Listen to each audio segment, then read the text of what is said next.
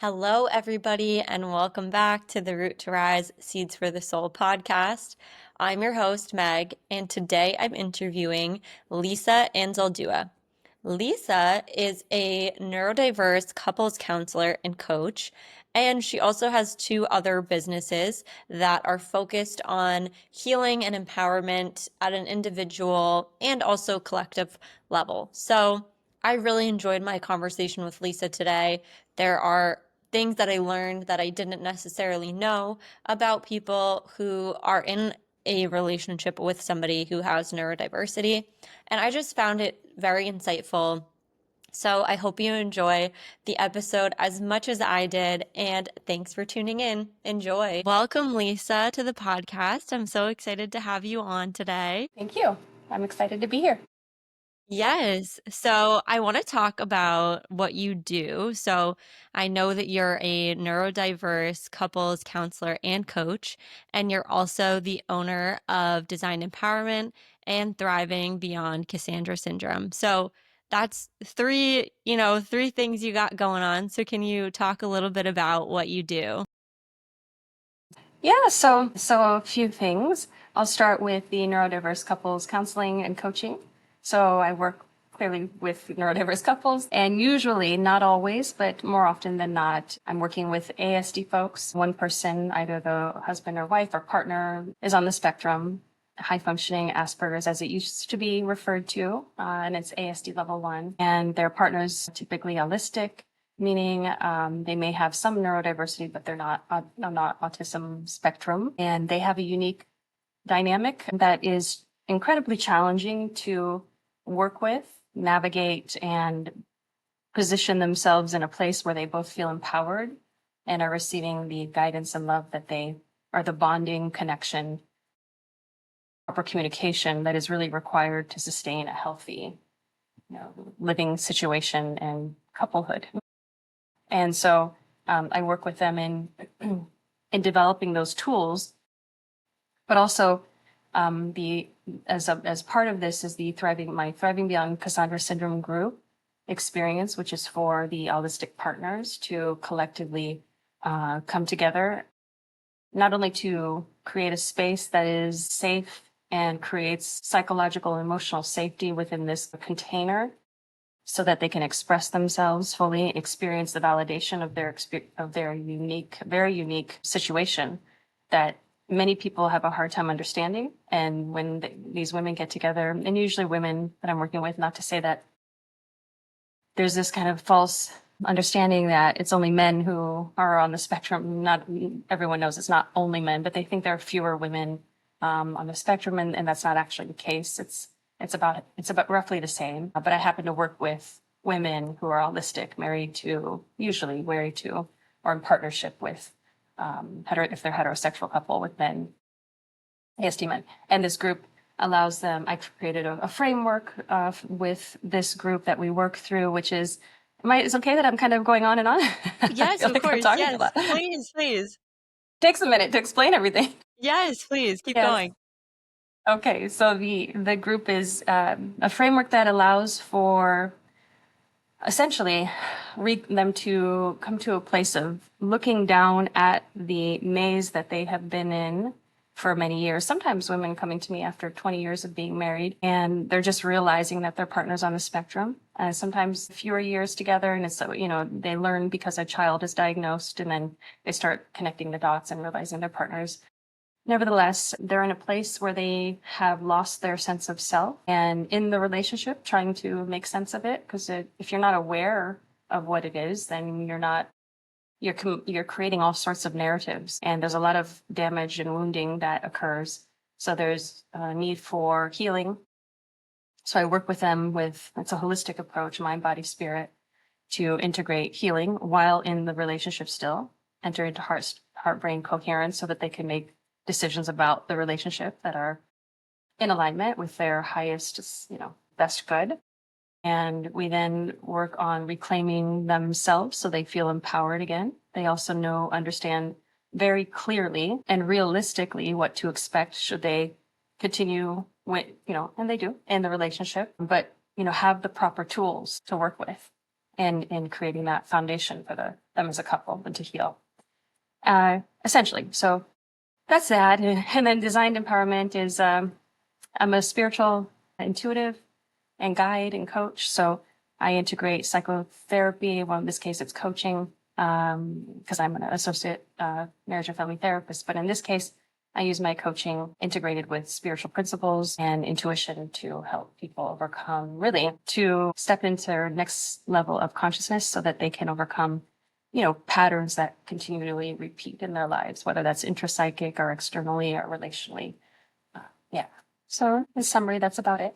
Wow, yeah. So you're doing a lot of healing work. It seems like a lot of interpersonal work. So I love that, and I think a lot of healing does come from relationships. So it's interesting the focus that you have on the ASD and holistic, as you mentioned, because I know neurodiverse is sort of like a buzzword these days. There's a lot of neurodiversity that's coming out, people not really knowing that they have, neurodiversity and then realizing, like you said, later on. So what are some of the telltale signs that maybe you or your partner do have some neurodiversity? Have you noticed anything that comes up in these relationships continuously? Yeah.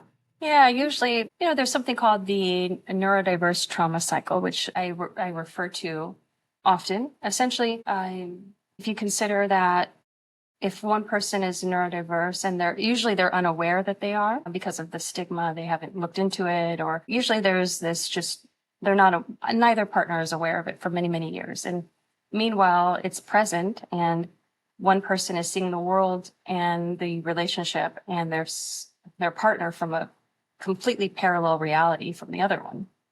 And they're trying to communicate and get on the same page and get into alignment. And it's just not happening.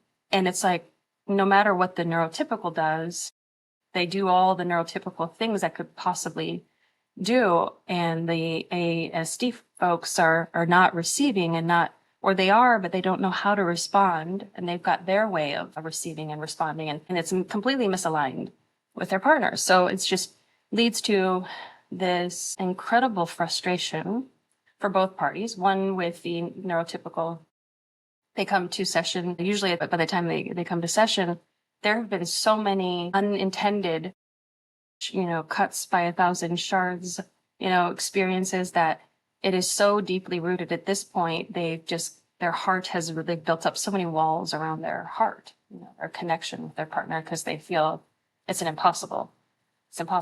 Yet there's attachment there. And so there's this kind of conflict, internal conflict. And the ASD folks, they've gone into more masking, or they've gone into what is considered to be, well, really their nervous systems are also shot, and they're completely depleted and potentially experiencing a lot of depression. So we've got one partner that's angry, that's hurt and resentful and frustrated and consumed and exhausted. And then the other partner who is retreating more, and they, just because they don't understand what's happening. And so, yeah, so that's where that I can see it, I can see that when they come to session, and then we have to be methodical. It's very methodical and undoing that. Hmm. So signs, you asked for signs. That's the obvious sign with the couple, yeah. Is that what you meant with the couple? Is that your Yes, question? yep, definitely. So once you kind of have your initial meeting with the couple, what's your process for determining the best way to help them create that safe space for one another and to kind of work through, as you said, maybe there's 1,000 little things that have just built up and they haven't been communicating it. So how do you begin to unravel that and make sure both people are participating and working together? Provide them with a roadmap, number one, because it's not so daunting. It's not so impossible. And then know that simultaneously, you're working with surface level interactions that require tools, implementation of tools. Simultaneously working with the shame that has accumulated, especially with our ASD folks, because that's kind of a perpetual experience for them in a neurotypical world. because they feel like they're wrong, and no matter what they do, they're wrong. They kind of got that experience happening. So releasing shame. So working with them in releasing shame. And with the holistic folks is at that point, their nervous system has acclimated to either fight or freeze, usually freeze. And so even in their partner's presence, they become dysregulated at this point. So we work on the nervous system re-regulating. We've got to get them to a sense of safety and stability, mentally, emotionally. And that is done gracefully. There's a lot of somatic work. And then from there, we can begin to, every client is so different, but we can begin to, little by little, all wins when we implement these tools. They gain greater and greater understanding of each other. So when a holistic partner, neurotypical, I'll say neurotypical because it sounds like I'm saying autistic. A neurotypical partner is expressing themselves. They're expressing how a neurotypical would and expecting that is being received and should be received by their partner, but it's simply not. It's not being received. And so they learn a new way of communicating. And I know by this point they're exhausted. They feel like they've tried every possible way of communicating, but there are specific ways to communicate. And I teach that in the session. And yeah, and then so essentially while they're doing that, I'm also showing the neurodiverse person how to engage with the emotional expressions of their partner. So they're witnessing and learning my pattern so that they know how to implement it. So it's a safe container of teaching, essentially. You have to start there. Nothing can be forced. It's a very precarious, gentle, but firm, because you don't want to just shove things under the rug and continue. We're here for a reason. We have to address this. We can't just not, so it's going to take some courage and self-reflection and intentionality. That makes a lot of sense. And I think, especially in relationship, people have such different perspectives and experiences that, the nature versus nurture, if you come from different backgrounds too, that can shape your perspectives and the way that you communicate as well. So, and I'm curious, have you found that a lot of these couples are doing individual therapy, outside of the couple, or is the couples therapy kind of their first try at making things better? Yeah, I would really caution, for anyone listening, I would caution against being in couples therapy with someone who's not focused on neurodiversity as the central focus. It's a must, because it can actually be counterproductive, cause a lot of suffering unintentionally. So, but yes, so I'm usually, more often than not. However, the challenge is that our ASD folks aren't comfortable with that diagnosis. They don't want to admit to that. And so we kind of start with a bit of a challenge sometimes. So ideally, both partners would be open to that being a possibility, and then either seeing an individual neurodiverse counselor for their own internal work, and then the neurodiverse couples counselor, and another neurodiverse somebody's familiar with Cassandra syndrome, ongoing traumatic relationship stress, working with the individual neurotypical.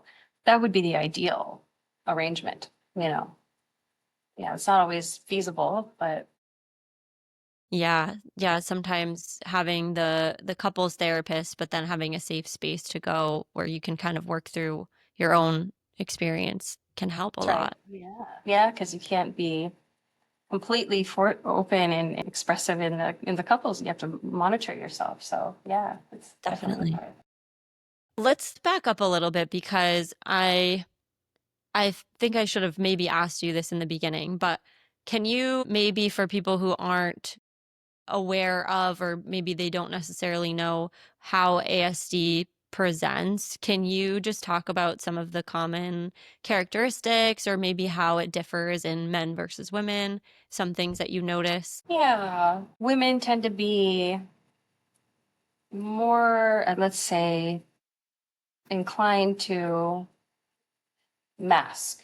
With men, there's usually a hyper focus in some area of expertise relative to their careers. It's easy for them to have a special interest relative to their career.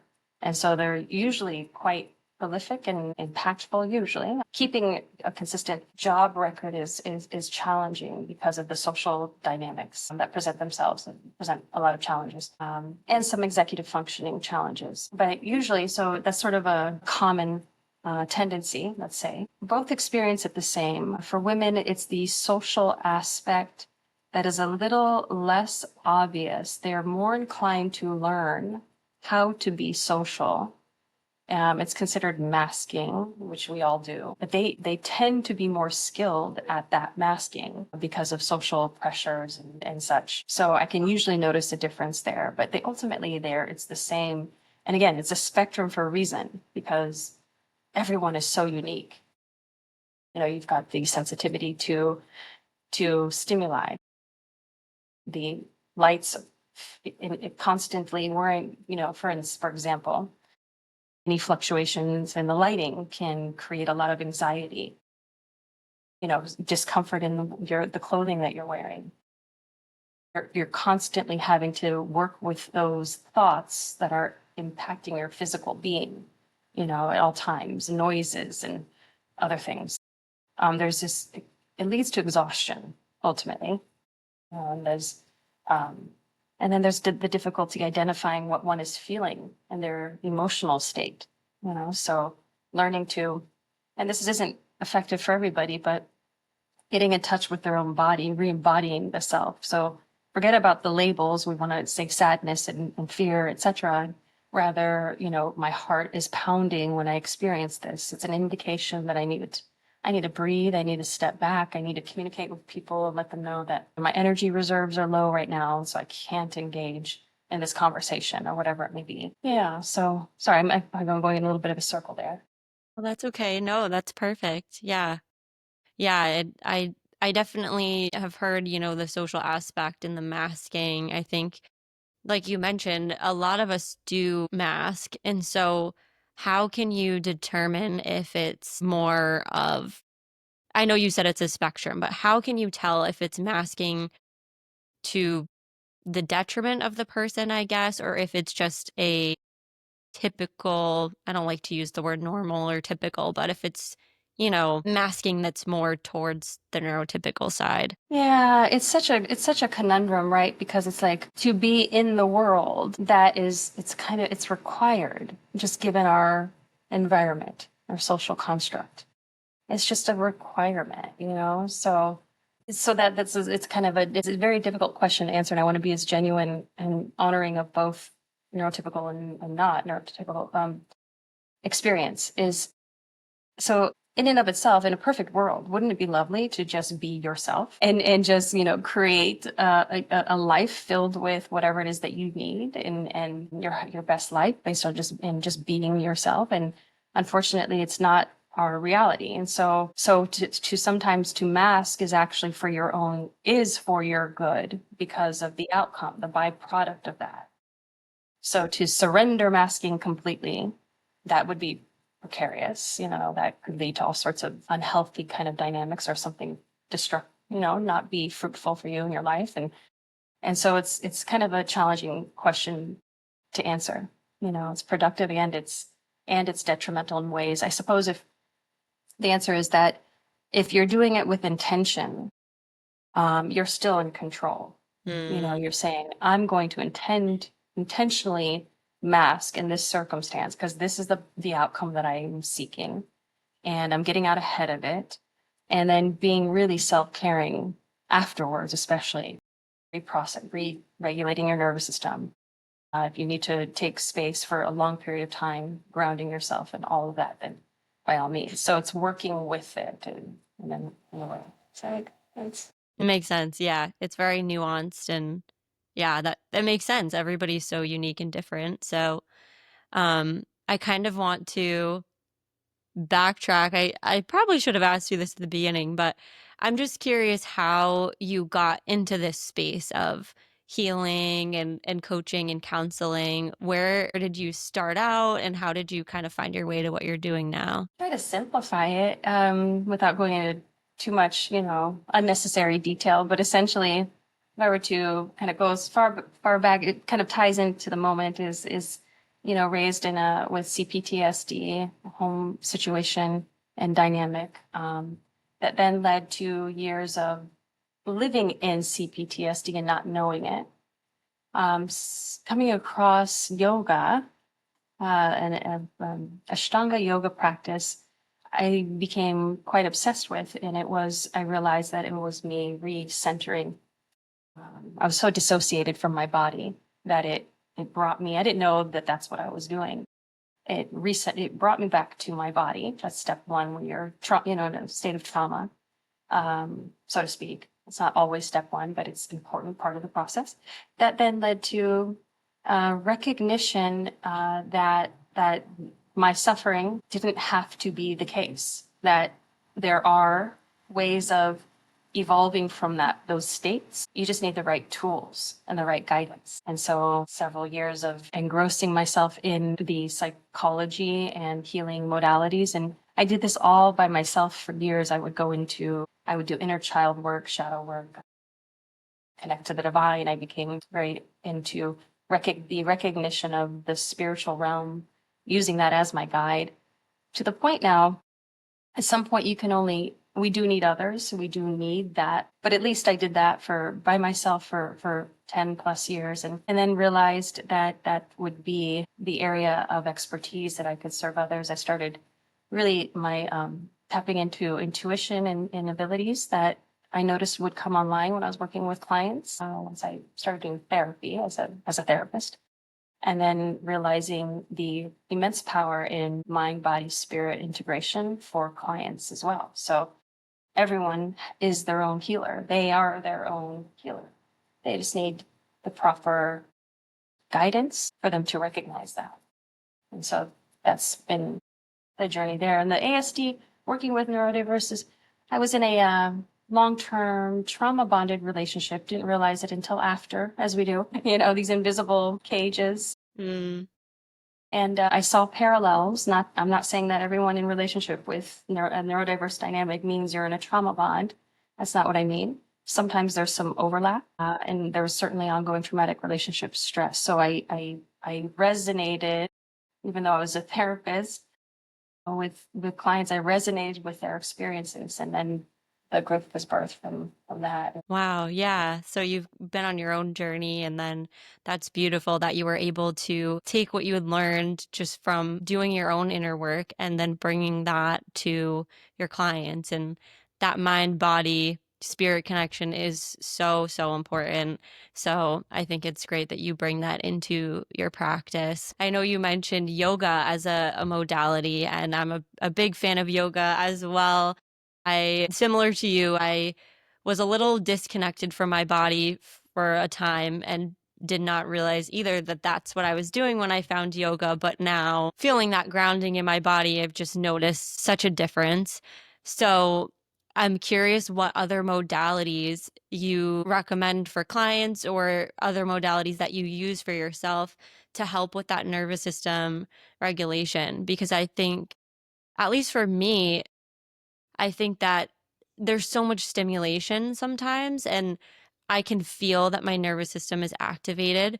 And sometimes yoga helps, and sometimes it doesn't. It depends on the day. So, what are some tools in your toolbox that you like to recommend and use? Can't underestimate breath work.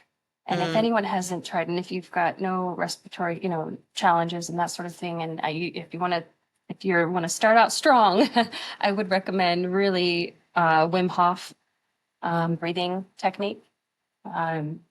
That every time, so I invite to with whenever there is a dysregulated state, there's an indication that, your emotions are an indication that you're perceiving something not from the higher perspective. You're seeing it you're focusing in on something. There's an invitation for you to lessen that hyper focus, that perspective, and expand it. And the way we do that is through the breath work, because we start to expand our consciousness. Because if our limbic system, our amygdala is activated, we think we're in a state of fear. We think are in survival. So you're just sending the message that you're not in survival and that you're in control, because you're doing the breath work. And then when there are certain points where you get into an alpha state, when you can ask questions about the circumstance, ask for clarity.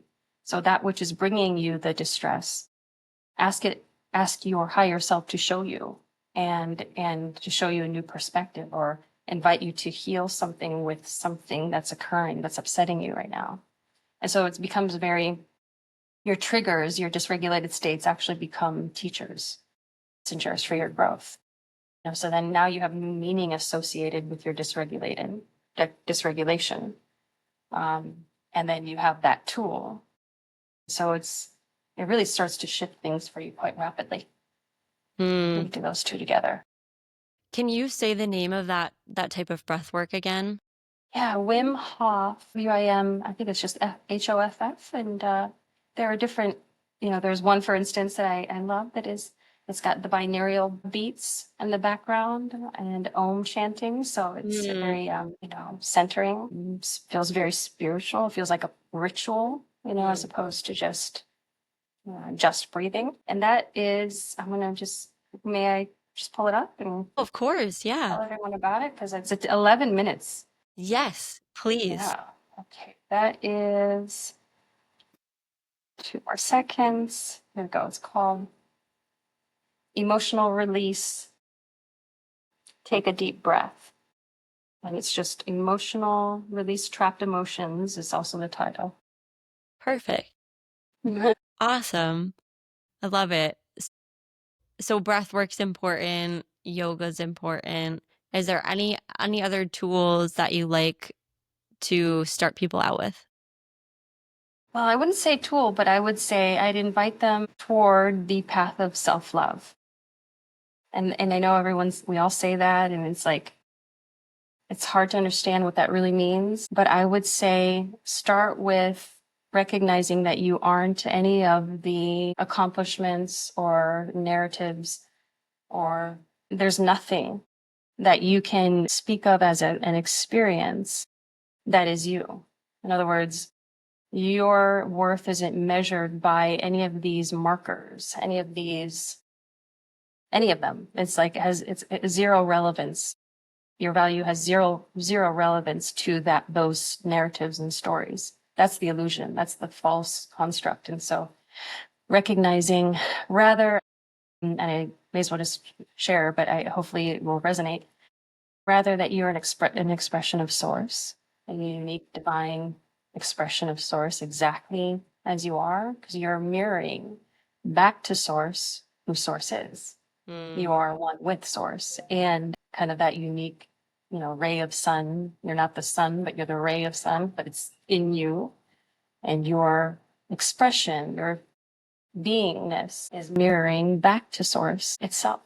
So it's that's self-love. And then doing that work with the emotions and integrating all the parts of yourself, so shame, jealousy, grief, resentment, those heavier states of consciousness that are kind of whirling around in your psyche and your emotional body. Start working with these parts with love rather than rejection. So you start to integrate and start to listen to them. What are they telling you? Exalt them. They're there for a reason. They were birthed from an experience that then needs love. So it's turn toward each of those sort of heavy, denser energies within your being and within your energy centers, and love them. Love them. That's the path of self-love. I say focus on those two things. I love that. We underestimate the power of just acknowledging our triggers and maybe our shadow parts and just accepting them, telling them we love them. And I'm sure that the more we do this, I'm sure you probably see a shift too in the couples that you counsel and the people that you coach as well. I'm sure I'm sure there's a shift because I feel a shift when I give myself that love. It can take sometimes, and not always, because, we are healing on a spiral, right? So it's always going to come back around for the most part. But sometimes it takes a day, one kind of interaction like this, one epiphany, one realization. Someone who's holding on to immense suffering, it can be lifted Mm. instantaneously. Hmm. Brilliant to see. Yeah, it definitely is. Well, thank you so much. I know we're at time, so thank you so much. I wish we could have talked more, but maybe we'll have you back on. We'll do a part two. So for listeners that are resonating with you, that want to learn more about you, maybe there's a couple out there with some neurodiversity in it. Where's the best place for them to find you, connect with you, work with you? So there's my Thriving Beyond Cassandra Syndrome for the coaching. And I'm at a therapy, I'm in between some therapy practices right now, so I won't mention those necessarily, but I'll have those linked if they want to do more of the therapy and counseling. Uh, Not through my coaching business, but my coaching business is Thriving Beyond Cassandra Syndrome, and then design-empowerment.com for more of the spiritual individual work and the intuitive guidance, let's say.